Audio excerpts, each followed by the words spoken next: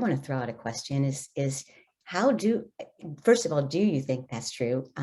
Is that an important piece? But also, if so, how do we cultivate that to start to address some of these really unprecedented issues that we're facing?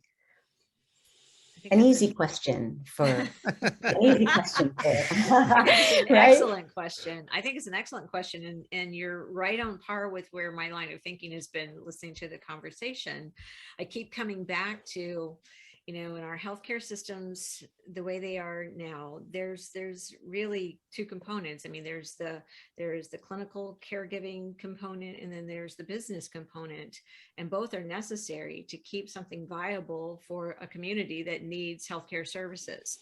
So how do we educate not only the clinical component, but the business component on how they take something that's as important as revenue and it's important, but convey it in such a way that it's not just the stark numbers and you must reach this goal or else.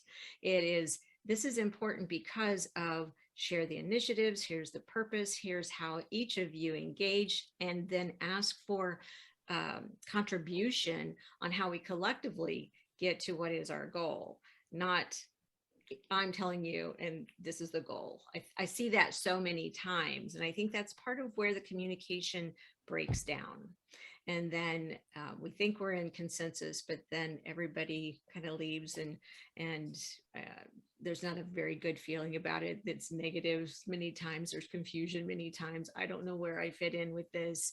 I really don't know if I agree with that goal. I'm not sure I had the ability to ask my question. So that I think is something in there needs to happen with how that's communicated. I don't know that I have answers yet, but that's where I've found the breakdown.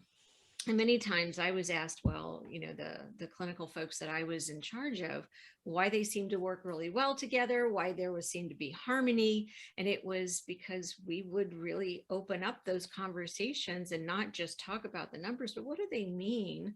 And how do they translate? And then you have an opportunity, let's really get into this. What does that look like in the work that you do? And we had a lot of talk. We did a lot of talks, and I think that's where the positive results, the good business results came from in the areas that I had responsibility for, is because everybody felt a part, and they also got to contribute in how do we make this a meaningful goal, not just a arbitrary goal. It seems seemingly arbitrary goal.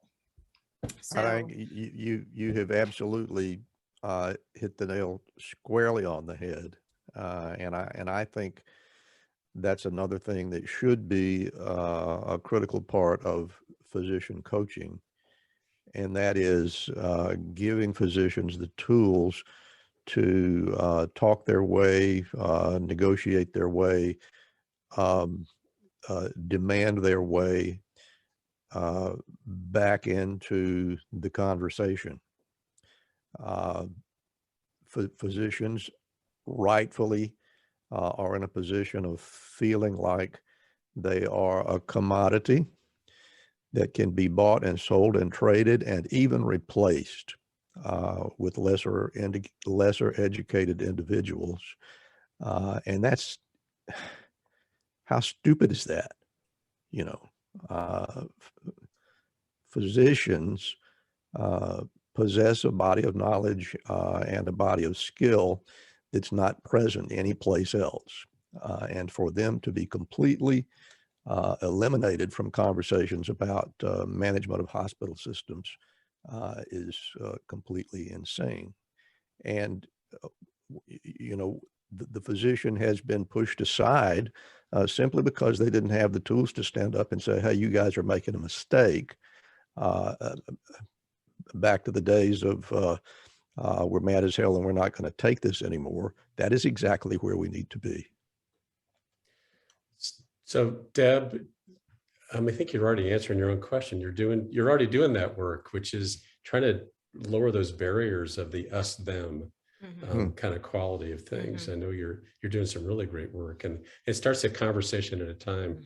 And Rhonda, you are a great listener. And I as you were talking, I was reflecting on because I get into that us them thing, there's the administrators and there's us. Mhm. Sure. And I was invited to a focus group that was run by and facilitated by administrators. And the focus group was to learn about what do we need to do to prepare you to be a leader, physician leader. And I was the chair of a department at this point, had no preparation for being a leader. So like, where did we miss the boat? Well, everybody in that room had no training in being a leader. But that wasn't what was important. What was important is they asked questions, and that's all they did is ask questions and listen. Mm-hmm. And every one of us felt, I thought it was the most heard I have ever felt by an administrator. They said, we're going to take this and we're going to do something with it. And we'll tell you what we're going to do with it. But it wasn't, we're telling you what to do and we're telling you how to be a leader right now. We need to start with, where did we screw up? And not even that, it's just that they listened. Mm-hmm. They listened very respectfully to every single thing we said. It was written down on poster paper, whatever that's called, flip chart paper. Mm-hmm. And the act of listening, and we need to do it too. I need to listen to what the administrators' challenges are. They have to put food on their table as well. It's the way that we have things right now. Thank you so much for joining us for this discussion today. If you'd like to learn more about our guest, head on over to our Patreon page where you can access exclusive content, including the full segment of our show. Never want to miss an Inside the Doctor's Lounge clip? Be sure to click the subscribe button to our MD Coaches YouTube channel. As always, we appreciate suggestions for future show topics. Let us know what you're thinking in the comments below. And finally, special thanks to the talented Ryan Jones, who created and performs our theme music for the show.